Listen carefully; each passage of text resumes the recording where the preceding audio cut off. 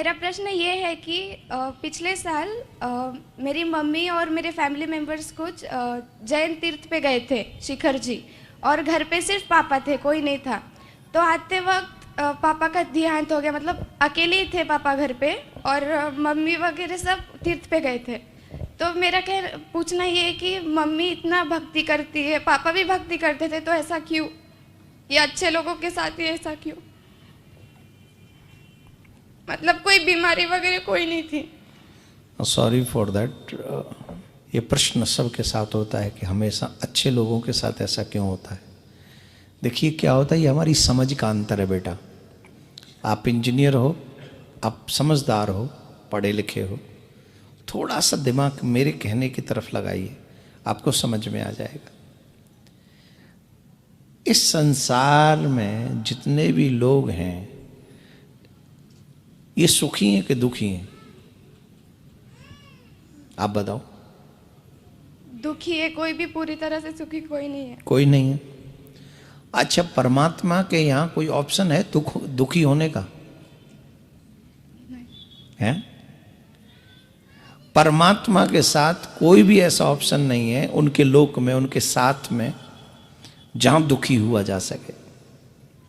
हमेशा ऐसा होता है कि अच्छे लोग पृथ्वी जल्दी छोड़ते हैं। उसके पीछे रीजन है, क्योंकि जितने दिन पृथ्वी पे रहेंगे उतने कर्म होंगे उनसे, चाहे वो अच्छे हों चाहे वो बुरे हों। अच्छे और बुरे कर्म अगर होंगे तो उन्हें दोनों का फल भोगना पड़ेगा, और दोनों का फल भोगने के लिए बार बार पुनरपि जन्म पुनरपि मरणम पुनरपि जननी जठरे शयनम, बार बार जन्म लेना पड़ेगा, बार बार मरना पड़ेगा। और भगवान जिनको चाहते हैं कि उनकी पुनर्जन्म ना हो, उन्हें इसी जन्म में मुक्ति मिल जाए, तो भगवान उन्हें अतिशय शीघ्र बुला लेते हैं। मुझे अगर गलत नहीं हो तो संत ज्ञानेश्वर कितने दिन रहे पृथ्वी पे? मात्र 21 वर्ष। मात्र 21 वर्ष। और 21 वर्ष में उन्होंने अपने सत्कर्मों से पूरे समाज को मार्गदर्शन कराया। ये फर्क नहीं है कि तुम कितना जिए, फर्क इस बात से पड़ता है कि तुम कैसे जिए।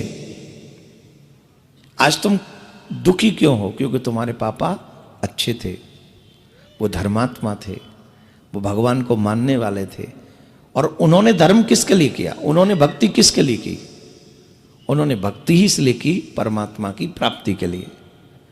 तो उनको तो उनकी भक्ति का फल मिला, लेकिन क्योंकि आप बेटा हैं उनके, कोई भी संसारिक रिश्ता, हम कोई नहीं चाहेगा कि हमारे पिताजी हमको छोड़ के जाएं, तो उस नाते आपका दुख होना लाजमी है।